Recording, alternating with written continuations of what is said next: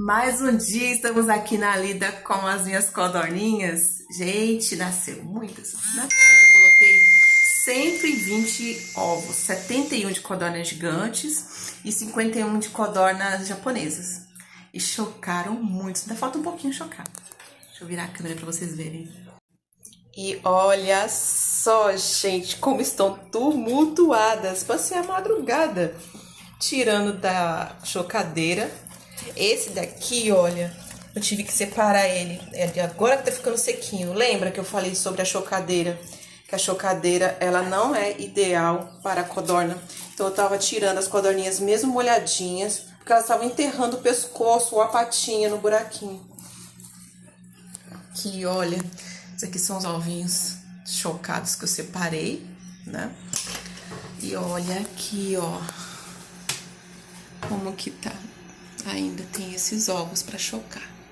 Vamos aguardar, né? Se vão nascer. Acontece muito, gente. Tô escutando piadinho lá dentro, ó.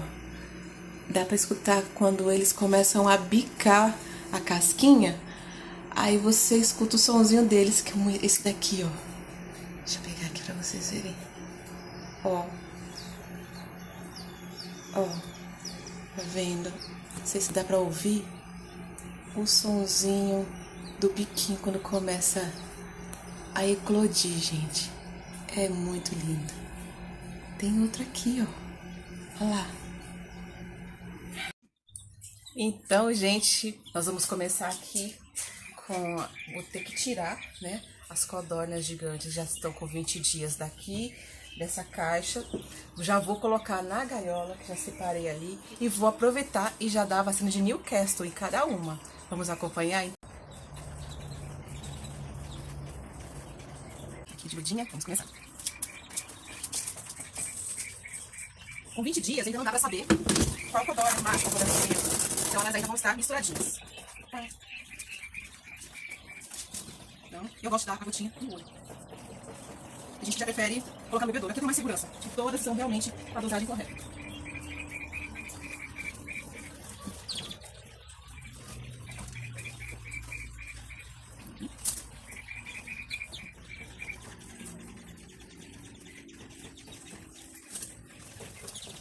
Olha, gente, eu vou de Machuri, já dá pra saber pela cor das penas. Ah, voou, gente!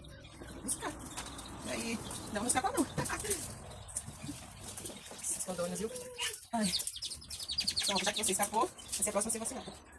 Pronto.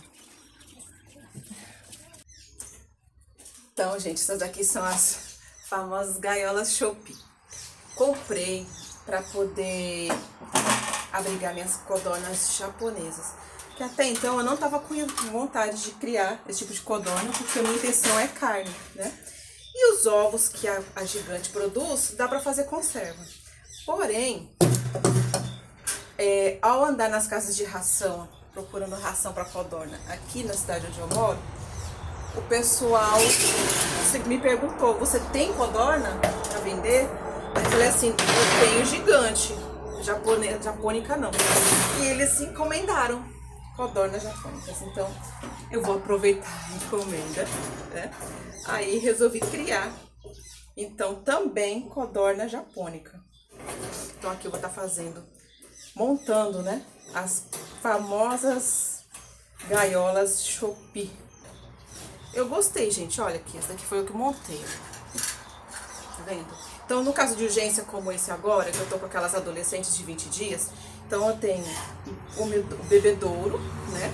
Comedouro já adaptado para o tamanho delas, né? Elas são pequenininhas, essa gaiola ela é mais baixa, né, do que aquelas outras que o pessoal faz para codorna gigante. Então, para a idade delas, essas daqui ainda vão servir. Então, para poder ganhar tempo, eu vou estar montando essa daqui rapidinho, enquanto elas estão. Coloquei água, coloquei comida para elas irem se virando com aquela lá. Bloqueei algumas passagens porque elas estavam escapando, por isso que eu não deixei, não vou deixar naquelas. Elas estão escapando pelo vão que eu deixei para poder ter rolagem de ovos da gigante. Então vamos lá, né? Fazer aqui a nossa gaiola. Trabalhoso, mas vale a pena.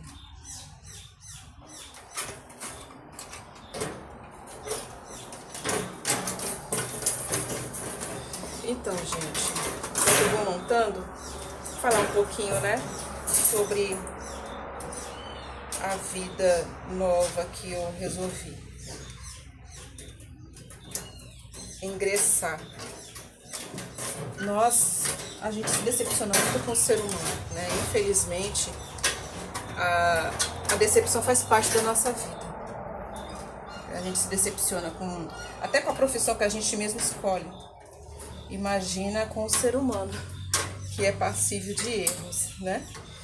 Então, eu fiquei muito chateada em São Paulo com o comportamento das pessoas, porque enquanto eu tinha sítio na praia, casa na praia, as pessoas eram muito amiga minha. Nossa, pensa na amizade que ligava todo dia para saber como eu estava e tal.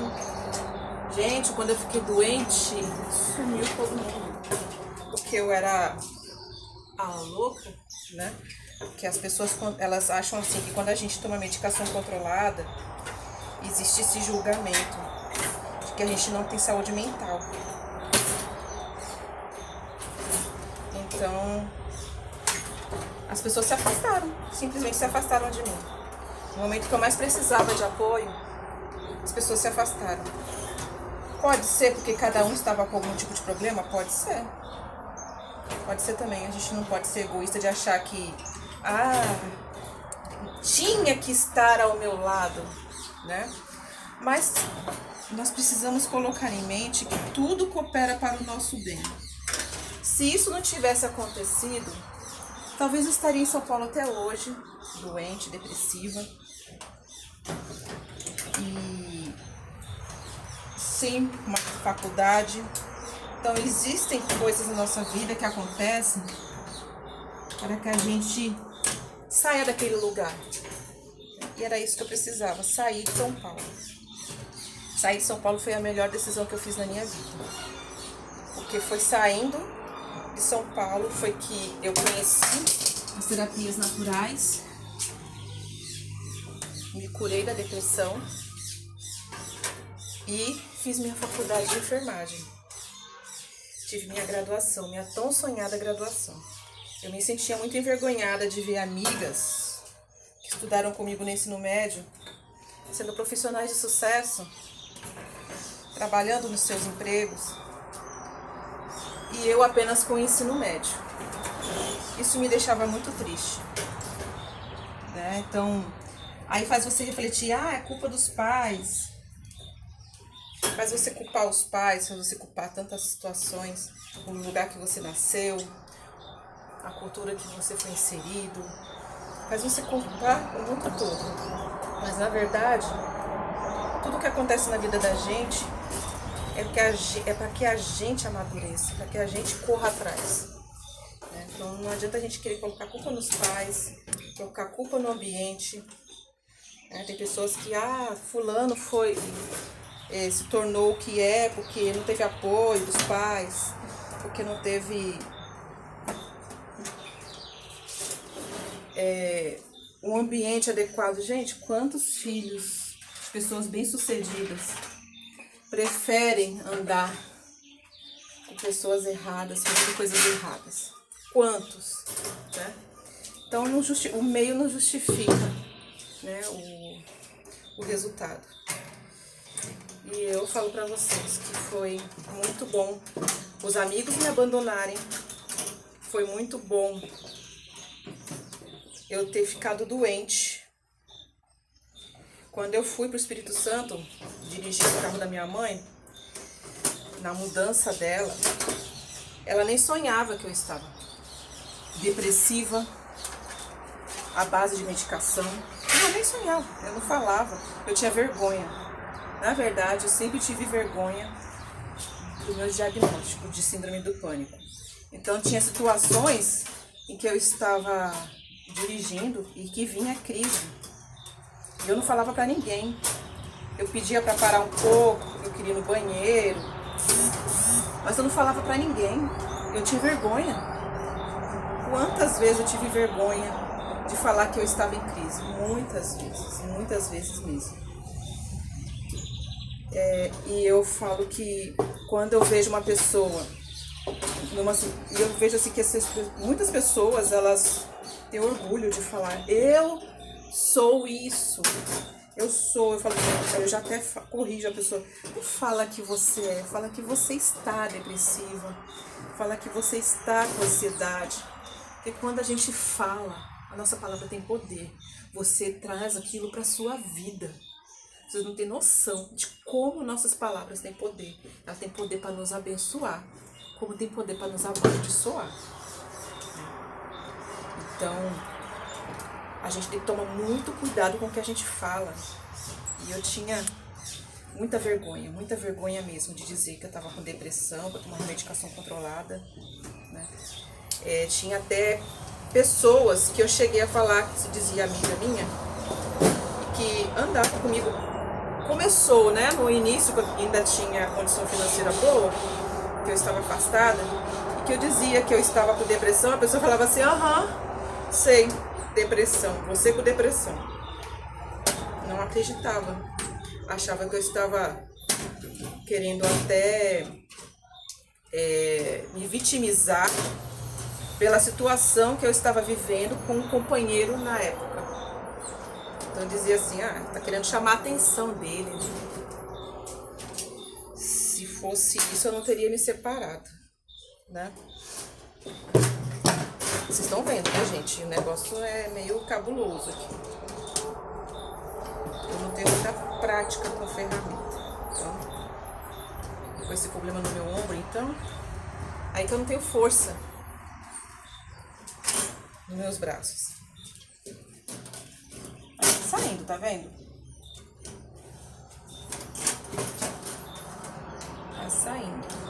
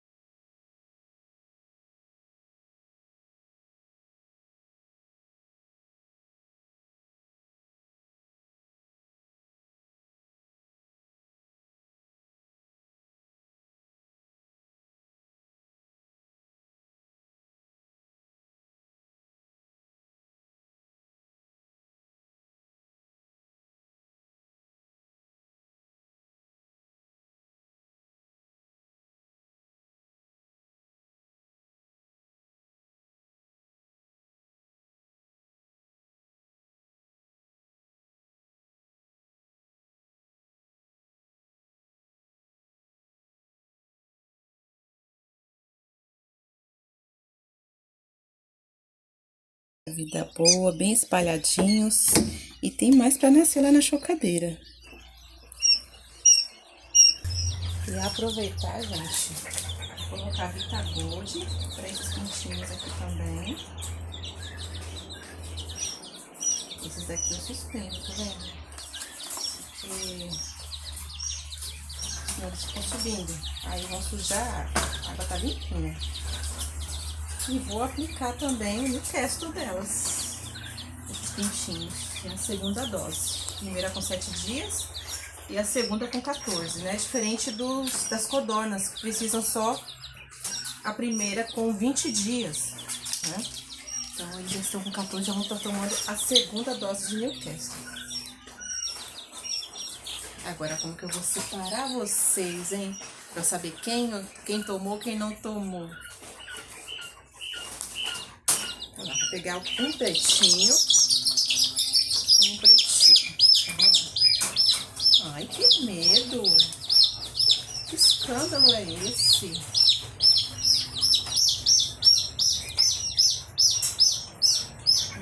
Isso. Pronto. Agora eu pego o outro pretinho que eu sei. São só 5 mesmo? Aí, piscou. Pronto. Um amarelinho. Olha o tamanho do pescoço desses pintinhos. Só falta ser tudo macho. Eita, que eu vou comer carne de galo. O outro amarelinho. Vamos lá. Aí piscou. Pronto. E o cinza. Olha o escândalo, olha o escândalo. Calma. Pronto. Então, aqui estão as codornas com água e ração, tudo ok. Aqui a gaiola nova, tem a outra ali, gente. Que quando essas daqui estiverem grandes, vou colocar essas daqui, né? Os filhotinhos de índio. Então aqui, os filhotinhos de Jair Rios. Olha aí, Jair. Já tomaram Newcastle. E estão com água com Vitagold, né? Eu faço toda quinta-feira. Eu adiantei hoje, quarta-feira, para poder adiantar aqui meu processo. Tá a caixa que tá com a sujidade deles de ontem, que eu vou levar. Vou mostrar para vocês aonde é que eu junto para fazer compostagem, para se tornar adubo orgânico. Então, vou juntar com esse aqui. Essa daqui é a minha composteira, onde eu jogo restos de comida. Restos de comida assim, de verduras, legumes, cascas. Eu jogo tudo aqui. Vamos lá. Então, gente, aqui está a minha composteira. É o lugar, é uma caixa d'água velha, né? Tá até quebrada. Que eu tô juntando a serragem com a suja, né, das fezes das codornas.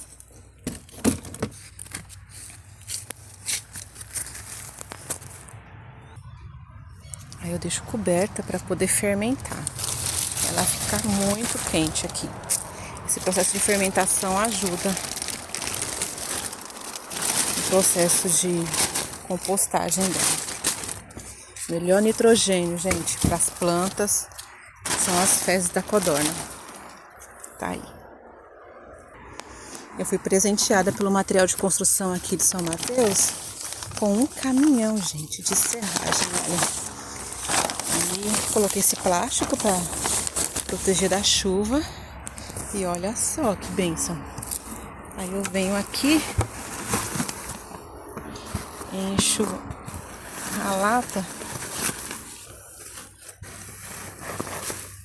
e jogo lá nas fezes das codornas. Então, gente, olha aqui. Eu tiro uma vez por semana. Então eu pego e jogo por cima. Aí não junta moscas e já protege para poder elas não ficarem respirando, né, o cheiro das fezes delas.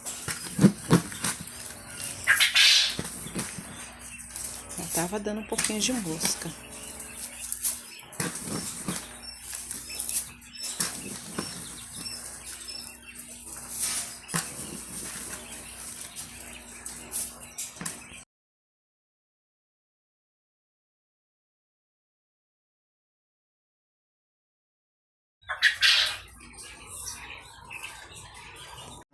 Então, gente, esse foi o vídeo de hoje, a lida de hoje. Mais um dia, né? É um dia de cada vez. Então, cada dia eu faço algo. Ainda tenho que mexer nas minhas pimentas. Eu não arrumei ninguém ainda pra me ajudar a catar. Mas vou conseguir, em nome de Jesus.